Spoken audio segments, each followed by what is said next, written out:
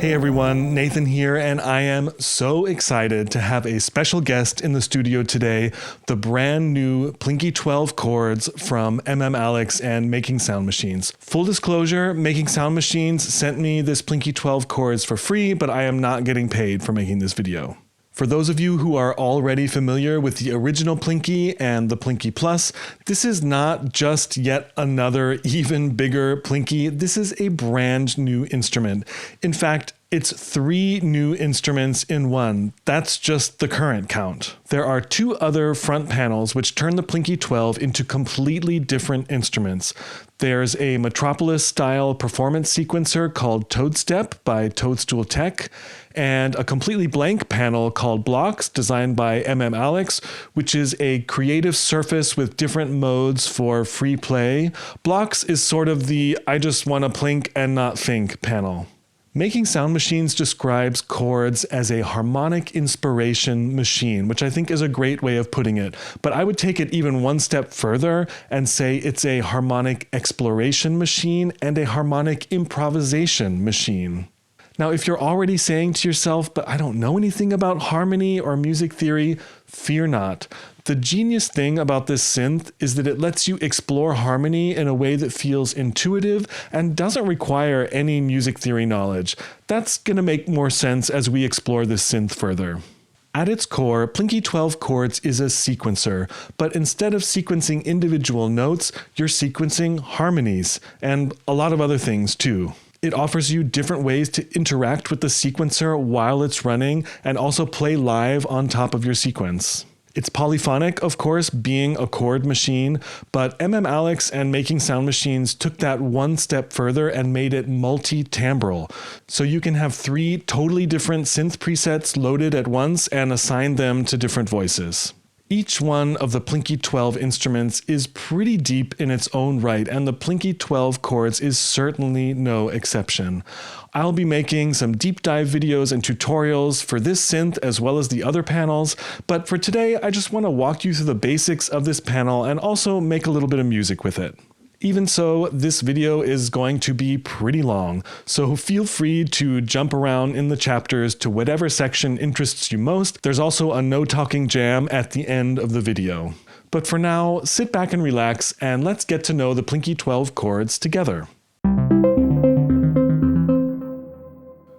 When you first fire up the Plinky 12 Chords, you're greeted by this nice little LED animation, and you can already see the multicolored LEDs. These LEDs aren't just pretty, they're quite useful for navigating the instrument and reading the state of different settings. Unlike the original Plinky, there is no screen at all, so all the information is displayed using these colored LEDs. They're also really hard to capture on camera, which is why the lighting is a bit weird, so some of the colors probably won't be quite the same on your screen as they are in real life. The first page that comes up when you turn on the synth is a chromatic play surface. Any of the pads in this play area, which is marked up here with play, these are all playable pads. The notes are organized with lower notes on the left and higher notes on the right, and the columns are octaves. This is just the default sound, by the way. You can already see how helpful the LEDs are on this play surface. The red columns are notes of the currently selected chord, and the brightly lit red pads are the actual notes of the chord. Don't worry, we'll talk more about chords in a few minutes. Both the red and the white columns are notes that belong to the current scale.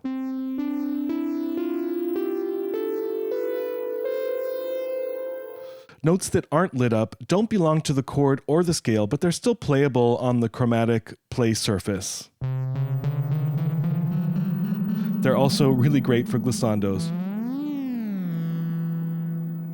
There are some other play surfaces as well. You select them down here under play. The scale play surface has only notes that belong to the current scale. Again, with the current chord notes in red, we have an A minor chord selected right now.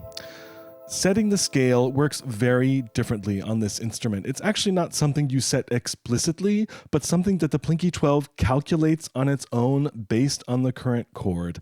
This is very convenient for live playing on top of your harmonies. We'll get to that in a little bit. Plinky 12 is obviously polyphonic because it can play chords, so you can play up to 6 notes at once on the play surface.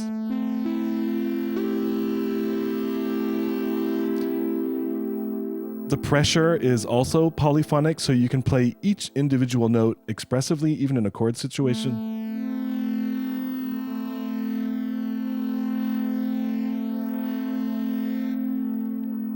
That brings us to the chord play surface. And let's also talk about these 3 rows of playable pads here in the chords section of the front panel.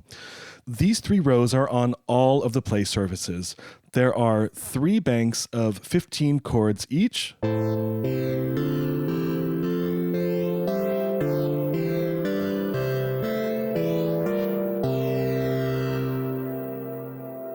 The chords are organized in a nice chord progression from left to right, and each row is a different chord progression. So here's the second row.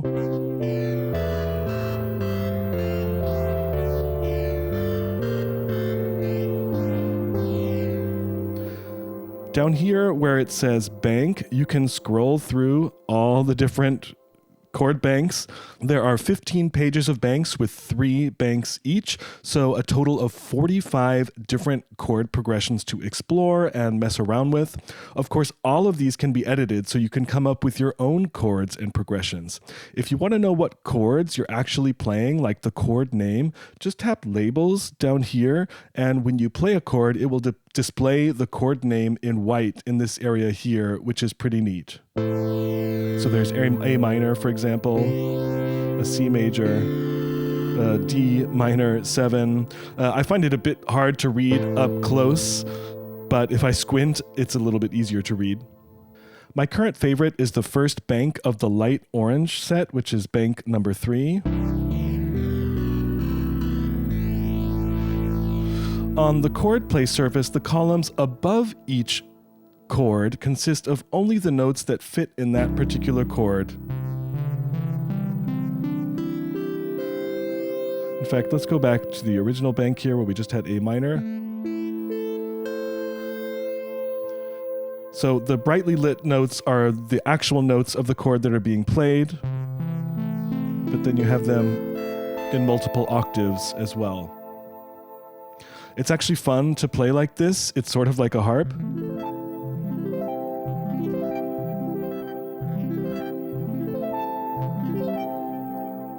There's another play surface called Related, which gives you even more chord variations based on chords that are related in some way to the selected one. This play surface is super nerdy and fun. All of the pads are chords, plus there's a tetrachord area over here. So from here, you can explore diatonic chords from the current scale.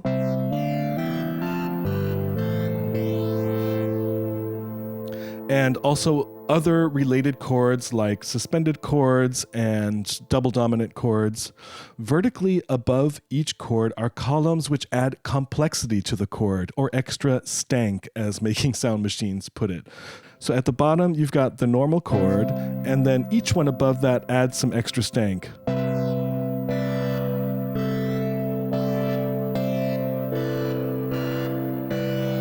Oh yeah, up here it's pretty stanky. This play surface is a bit more complicated harmonically and probably deserves its own deep dive, so I'm not really going to play with this one in this video. Let's move on to actually getting some kind of jam going. Now, I said in the intro that this is a sequencer at its core, so let's just press play and see what happens. So the sequencer is just running here, playing the currently selected chord, and I can change the chords on the fly by just tapping a new one.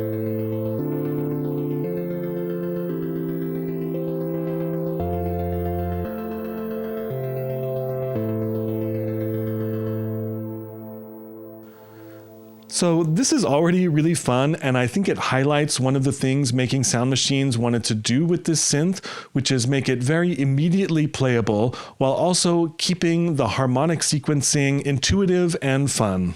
But we still haven't actually sequenced anything, so let's navigate to the sequencer pages and see what's going on over there. You might also be wondering about the default synth sound you're hearing. Once we get a nice sequence going, we will take a look at the Synth Voice settings, I promise. If you tap Pages down here at the bottom, you can then select any of the pads up here under Sequence to get to that particular track. You can individually sequence the rhythm, the length, the velocity, the chord, the arp, the key, the treble. Yeah, this is the movement of the individual voices. You can even sequence some of the XY modulation, which we'll get to later. They can also all have their own individual sequence length, clock division, and play direction. Let's just start with the rhythm page, which is the trigger sequencer. If I start the sequencer again, you can see it moving through each step.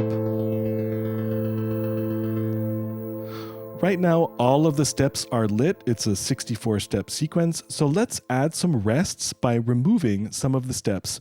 For that, just find the X pad down here, which is kind of like the universal delete button. Tap and hold X and just start deleting some steps. You can even kind of paint them in with your finger here, which is fun. So now only the lit pads will fire and we'll get some rests. You can add steps back in just by tapping the pads. Even paint those in a little bit if you like. You can also change the length of the sequence by tapping and holding root down here. So there. Change the length here. Then you need to add more steps if it's longer than 64 steps. Each sequence track can be up to 128 steps, but by changing the clock division of some tracks, you can get much longer sequences. The tempo is also really easy to change. For that, you have these little clicky buttons on the left side to adjust the tempo, and it displays it there nicely for you in pink lights, and you even get a little metronome tick-tock moving back and forth. Also here, you can see how the LED lights are helping you. Brightly lit pads are, of course, your triggers. The dimly lit pads are rests, and pads that aren't lit at all are outside of the sequence length. For example, if I change this back to a 64-step sequence, then you can see these pads are not lit at all because they're not part of the sequencer range. You can add probability to each step individually. You can have the Plinky 12 generate different kinds of trigger patterns for you if you're looking for inspiration. You can also really mess up the rhythm with these stulper beat style controls down here, which is kind of neat. But for now, let's get away from just this one chord and actually get a chord progression going. We're already in the sequencer pages view, so now just tap chord up here to get to the chord sequencer. Again, you can see 64 steps dimly highlighted, but nothing is actually filled in. Your chord sequence doesn't have to be the same length of the rhythm sequence. In fact, all the tracks can have different lengths and even different clock divisions. But for now, I'll just leave this sequence at 64 steps just to keep things simple and transparent. So you can see one blinking step here, which is the currently selected step, and it's waiting to be populated with a chord. So just tap the chord you want to put there, and now that chord is in that step. You don't have to fill every step with the same chord if it's just repeating, so the sequencer will continue to play this chord until it reaches a step with a different chord. So let's have it play a new chord every 16 steps. We'll just use the first 4 chords of this bank.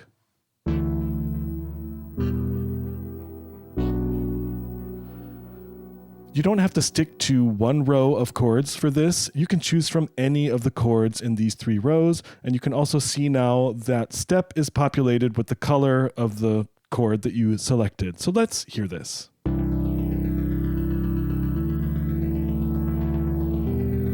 Just for fun, let's move over to the scale play surface.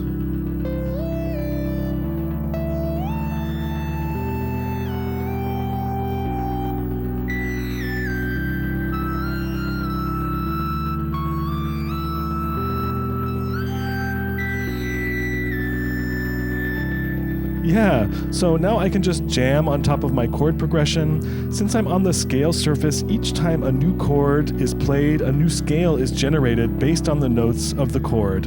I can use the color pads to play notes from that chord and the white pads for non-chord notes that Plinky 12 considers to be part of the scale of that chord. So this is already getting more interesting. We've got a nice chord progression going and we can do some solo jamming on top of it, but I'm getting tired of these repeated chords and feeling ready for some arps. So the ARP modes and patterns can be sequenced, but let's move away from the sequencer for now and take a look at the ARP patterns. It's a little bit confusing at first because you've got the ARP sequencer page up here, but to see the ARP patterns, you actually tap ARP down here. This is where you can explore the different ARP modes and patterns. The first mode is the one we're already in, which just plays the chord notes at the same time. The next mode is polyphonic arpeggio mode. So just tap the up arrow down here where it says ARP. This is the mode that makes proper ARPs. Yeah, so you've got a bunch of different arpeggio patterns to choose from. You can scroll through them using the pattern arrows below. Let's just try that. Lots of different ones to get you started. Well, some longer ones. Yeah, some of these are really fun. So many patterns to choose from. That's a funny one. All right, looks like we're back to the one from the beginning now. So you can change the length of the arpeggio with this line of sort of white pads down here. And the pattern can be up to 16 steps, and the arpeggio pattern that's already in there will just repeat as it gets lengthened. You can also edit the arpeggio pattern yourself on the fly. Just tap the pads to toggle notes on and off. You can have up to 6 notes sounding at once, and of course these are the 6 notes of the current chord from the lowest to the highest note.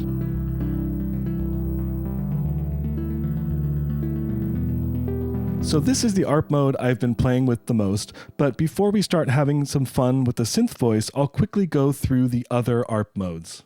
This next one is bass arpeggio, which transposes all of the chords into the bass register. This is good for creating bass lines.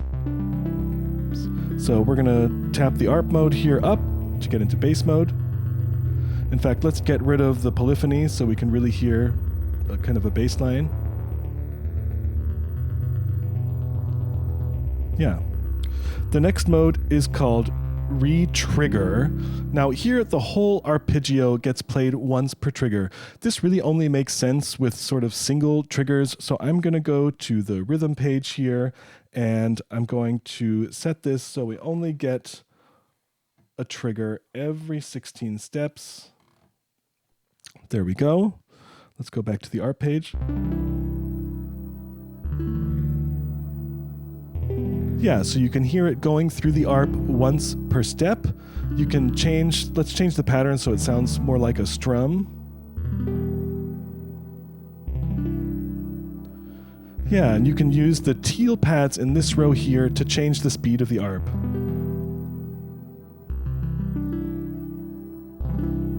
There's fast, and there's slow. To stop that. Okay, the next mode is called ramp. Let's go there. This is similar to re-trigger, except the arpeggio notes either start slower and get faster or start fast and get slower. This one also makes the most sense with single triggers that are spaced out so you can really hear what's going on. Again, you can use the teal pads in this row to set the speed. On the left side here, the arpeggio notes start slow and then get faster. On the other side, it's the opposite.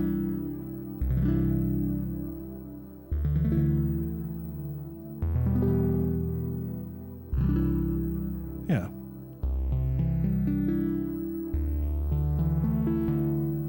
As you heard while the sequencer was playing, you can change up the ARP modes and patterns on the fly and improvise in that way. But these elements can also be sequenced on the ARP sequencer page. So let's navigate over there. So let's say we want a different ARP pattern for each chord change. Now that you know a little bit more about how this works, let's change up the clock division for the ARP changes. To do that, just tap Unlock over here while you're on the sequencer page. There we go. I'm going to set the clock division to 1 measure per step instead of 1/16th note per step. To do that, you tap and hold Edit here. Then you can see this row up here kind of lights up. It's currently set to 1/16th note. I'm going to set it to 1 measure. And I'm also going to change the sequence length to just 4 steps. This saves a lot of space here and allows me to potentially create an ARP sequence which is 128 measures. Quite cool. But okay, I want each of these 4 steps to be the classic polyphonic ARP mode, but I want to change patterns on each step. So let's program that in. So we're on the first step with the first pattern. We're going to change the next pattern here, the next pattern here, and the next pattern here. This particular sequence page can get a bit confusing because you can only see the ARP mode color lit up on the step, but not the pattern color. But let's press play, and the ARP pattern should change once a measure with the chord changes. Yeah, so if you go back to the ARP view here, you can see the patterns changing for each chord.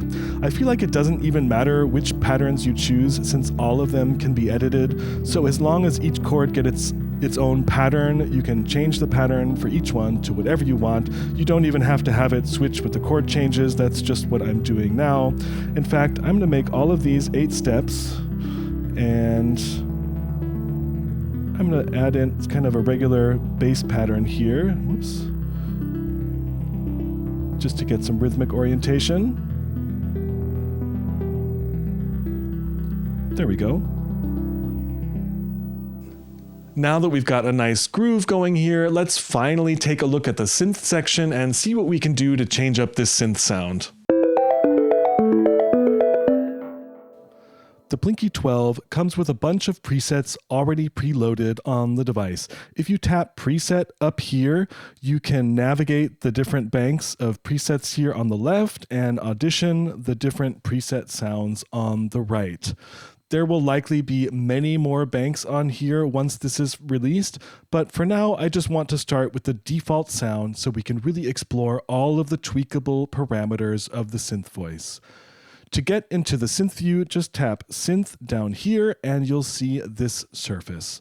A lot of the labels printed on the panel will help you here. Okay, up here on the top left you have your envelope settings.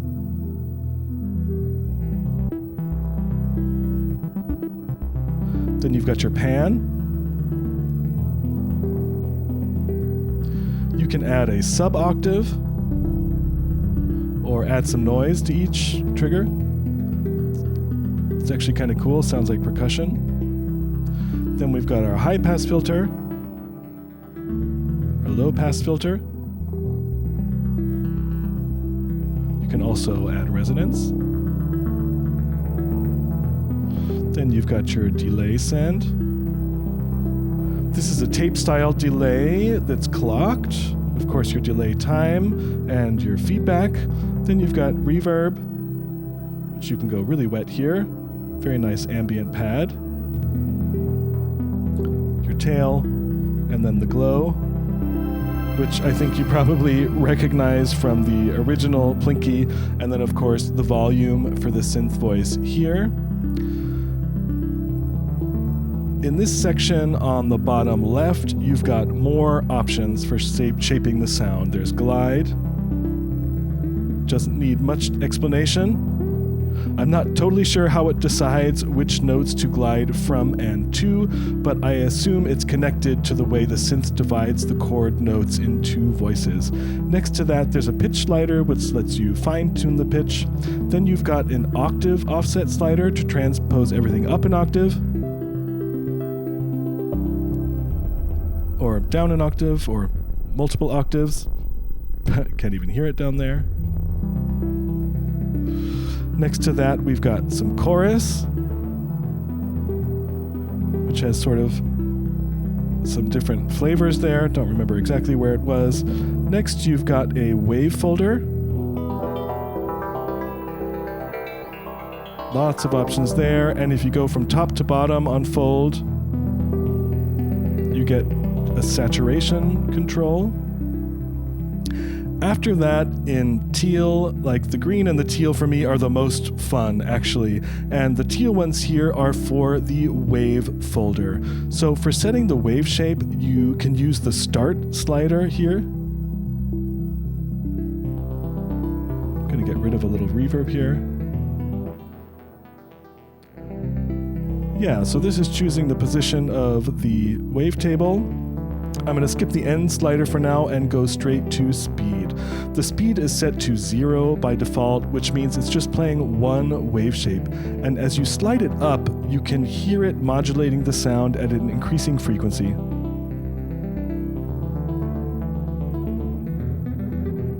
Oh yeah, it's getting really crazy up there. So I think what's happening here is that it's scrolling through the wavetable. So then start and end are setting the section of the wavetable that's being used. These controls get even more interesting when you exchange the wavetable with a sample. That's right, you can upload samples to the Plinky 12. Just like on the original Plinky, the samples can be up to 65 seconds long.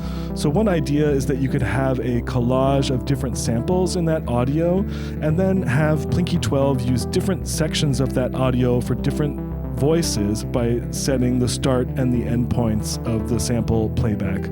I think I'll have to cover the sample playback in another video, but I could imagine sampling different instruments or even percussion to turn this into a drum machine. All right, that brings us to this pink section here on the bottom right, which is an XY pad for modulation and LFOs. This section is really, really cool, but I'm gonna make you wait a bit on that because there's something I wanna talk about first.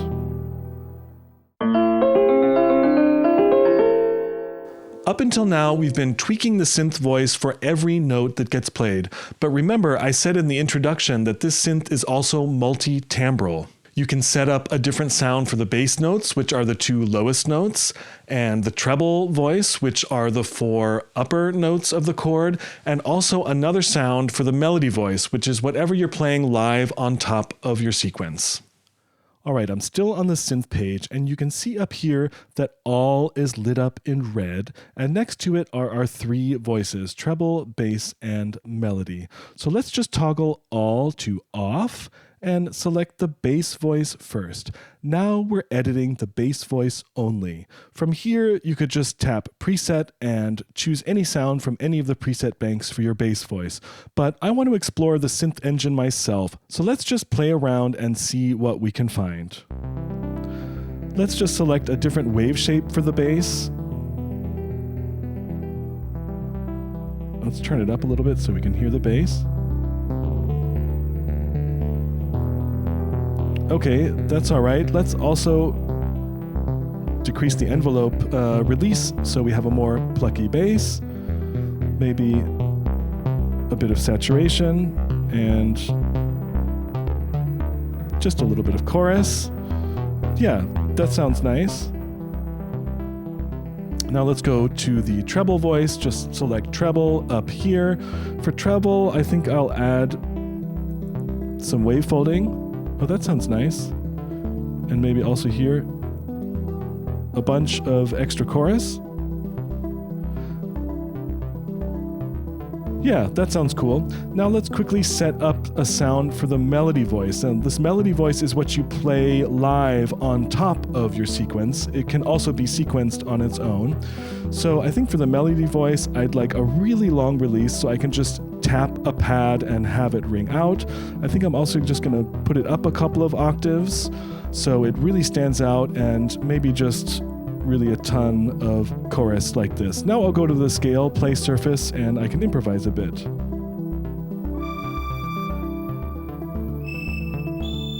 Ooh, that's high.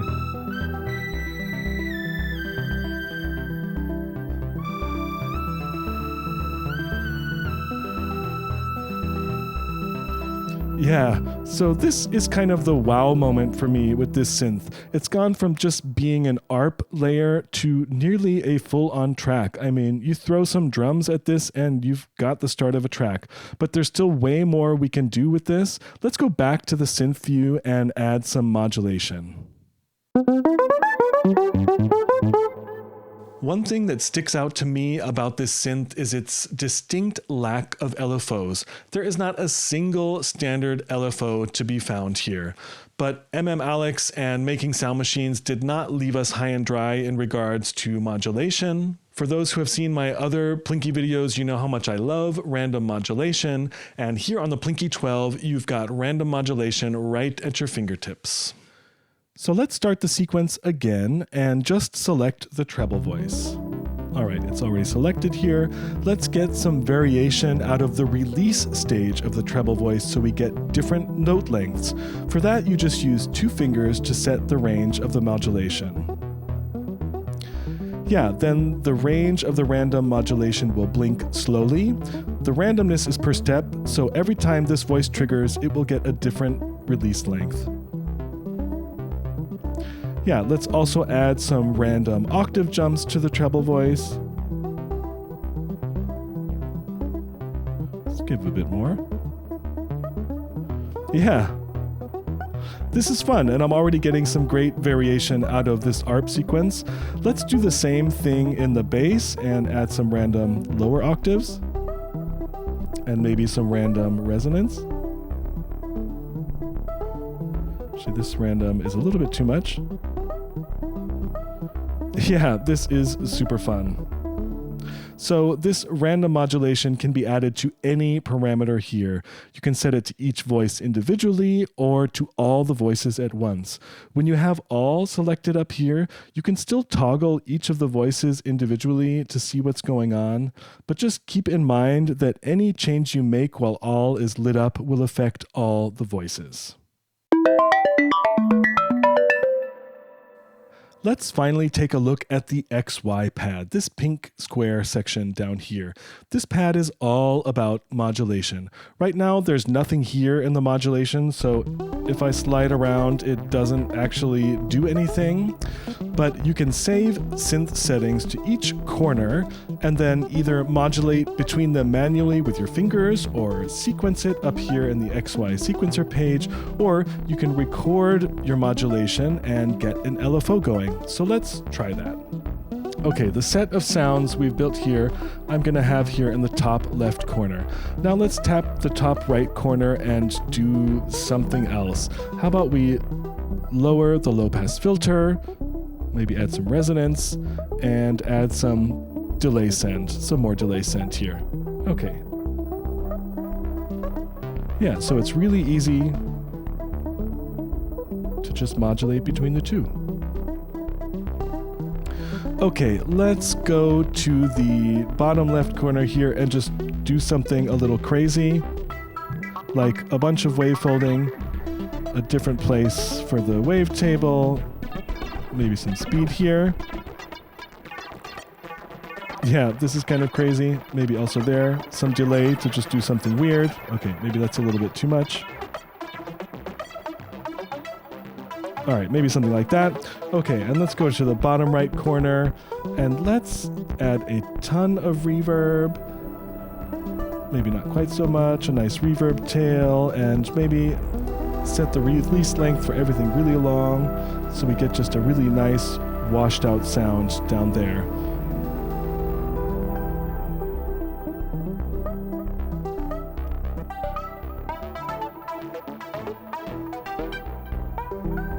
Yeah, this is really fun already. Now let's record some modulation and get an LFO going. I recommend setting the XY modulation to the middle position first. Then you're going to tap and hold this mod pad here and draw in some modulation. Let's try that.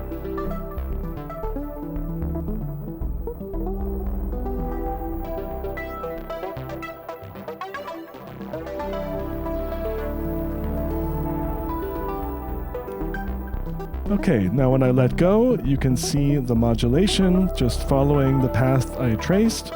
And that's our LFO for some modulation. You've got speed controls down here also in pink, so you can have it go really fast and kind of crazy, but you can also have it go really slow. Now it just sort of creeps along that path. Go back to something a bit more reasonable here. Yeah, so if you don't like your LFO modulation, you can just create a new one on top of it, or you can tap and hold X and hit the mod button and your modulation is gone. Another cool thing is this sort of center point here. So this is like the center of gravity for the orbit that we drew in, and you can move that center of gravity around. So if I move it up here, the LFO shape will kind of move around that center of gravity instead of here. You can just move it around like that, and your LFO shape will follow. There's another one. Seems like stuck over there. Oh, there it goes. Yeah. So it gets kind of compressed into the corner if you choose a corner. Let's go back to the center. So you can also record one-shot envelopes on the XY pad. These are shorter modulation recordings which run once every trigger. So let's stop our modulation.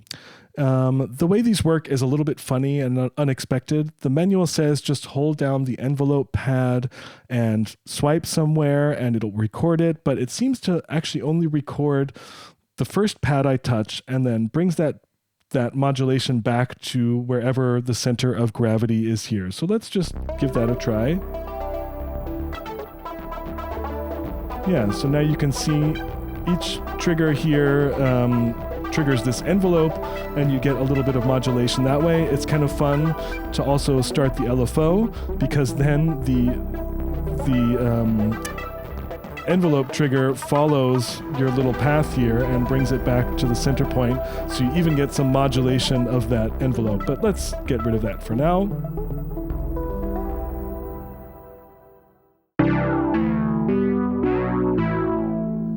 So I already showed you the onboard effects from the synth controls view here, but actually you can go even deeper with the effects and also access a multiband compressor from the FX page.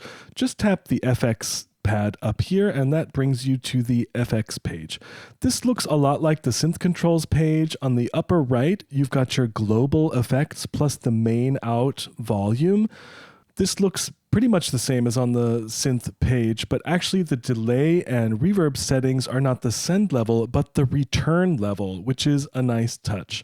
Below that is the same XY pad from the synth page, so all of the settings here can be used for your XY pad modulation.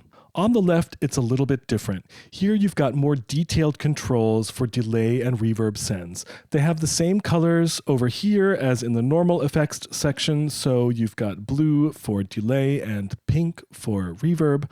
The slider on the left is your global reverb or delay send. So you can see when I put this slider up, the other sliders come up with it, but you can also set the reverb for the voices individually. So I can put the treble voice all the way up in reverb, or just take it out of the reverb completely, and the same for the bass voice. And this last one here is the melody voice, the thing you play on top of your sequence live, and it works the same for the delay section. Each of the delay and reverbs has an extra slider here on this side, and this is the reverb and delay sends for the audio input. That's right, the Plinky 12 also has an audio input up here, so you can process external audio through your Plinky 12 Chords effects. I definitely see a big Plinky family party in my future using this audio input. But the coolest thing on this page, in my opinion, is actually the multi-band compressor up here in orange. You've got 3 bands to work with: low, medium, and high.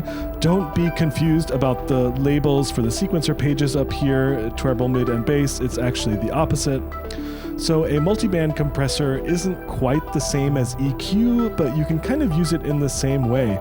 So you can suppress or emphasize each of the 3 frequency ranges.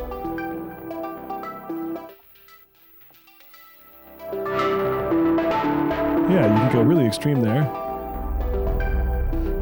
In fact, you can go even more extreme with the compressor by using the same technique you would for the random range. You can also use two hands, I suppose. Yeah, now you get some really crazy compression there. Ooh. Yeah, so there's a lot of possibility here to shape the sound even further. And of course, all of these settings can also be modulated on the XY pad, just like we did for the other parameters.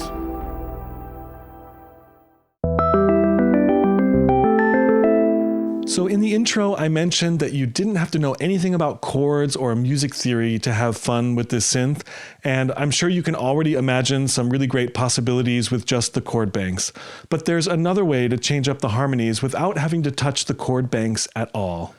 I've got a default preset here again. I'm starting from scratch. The first thing I'm going to do is set up a nice ARP pattern so that we can hopefully hear all of the individual voices really well.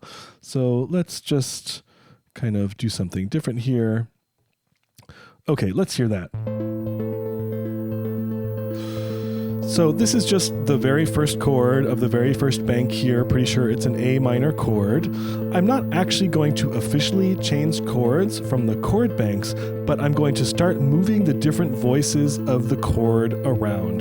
For this, Plinky 12 divides the chords into three groups: the treble, which are the top two voices, the middle, which are the two middle notes, and the two lowest notes are, of course, the bass notes. So using these arrow pads down here, I can move these voices around. Let's start moving the bass voice.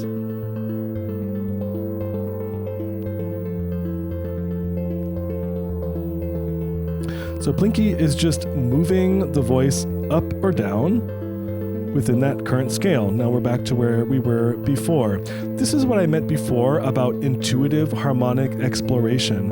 I'm actually changing what chord is being played, but it always sounds related to the chord that came before because some notes move while others stay the same. Let's move around some other voices too and just play around a bit.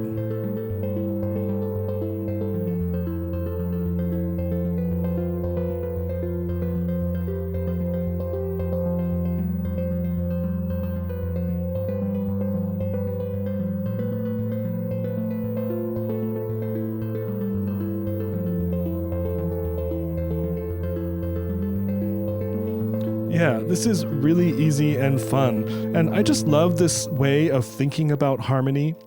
It reminds me a lot of tone nets theory, where chords are related by common pitches and not the usual functional harmony. I have no idea what chords were being played, but as long as it sounds good, it didn't really matter. So these changes can also be sequenced. The treble, mid, and bass sequencer pages up here are used for that and can be programmed per step, just like everything else. There's also another tool here which can help you explore harmony, which is the key control down here with the arrows. It also has its own sequencer page up here. Just like with the voices, you can also move the whole key of your sequence around. What I really like about this is that it moves the key around the circle of fifths and not just by semitones. That basically means that any key change you make by tapping one of these arrows will sound like it makes sense. So let's get the sequencer going and just start changing keys.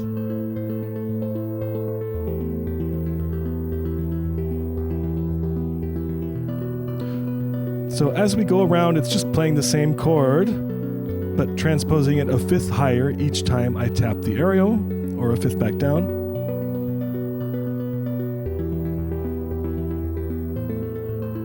So on just one note, this isn't super interesting, but you can sequence this on the key sequencer page and transpose entire chord progressions. Maybe your progression plays 8 times in the original key and then it gets transposed and sounds fresh again. Transposing like this is a super easy way to add variation to an existing sequence or even to just start a whole new section.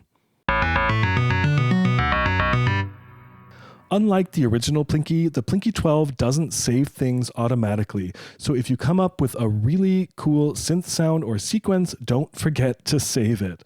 If you tap preset up here, it takes you to a page with the preset banks here on the left and the actual presets on the right. You've got a whole bunch of banks to choose from, each with 64 preset slots.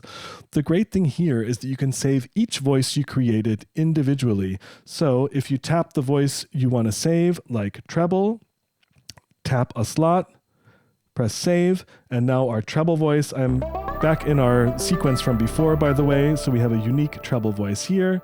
Let's save the bass voice right below it. You can also choose a color, by the way. Let's choose some sort of blue thing for that one. Tap save. So now I've got my treble voice from this sequence and the bass voice from this sequence saved individually. Now you can recall these voices to use for other patterns you come up with in the future. If you want to save the entire sequence you've created, including all tracks and all voices, you do that by tapping Song down here. Then you've got a similar set of preset banks, each with 64 preset slots. So again, just select a bank over here, choose a color if you like, and tap save. And now our whole pattern, synth voice, everything we created is saved into this slot and can be recalled. If you make a mistake and accidentally saved over a wrong slot or something, you can recover the previous save on the SD card, which is a nice little insurance feature. While I was preparing for this video, I accidentally wrote over my entire working song slot, so this feature might definitely come in handy. I feel like I have to mention here that there are some great web tools available for this synth. First, there's the second screen. This helps with note names and other labels, so it's easier to see what you're doing, especially when you're still learning how to use this synth. Then there's the preset editor, which lets you edit your presets, edit and slice samples, and save it all directly to your Plinky 12.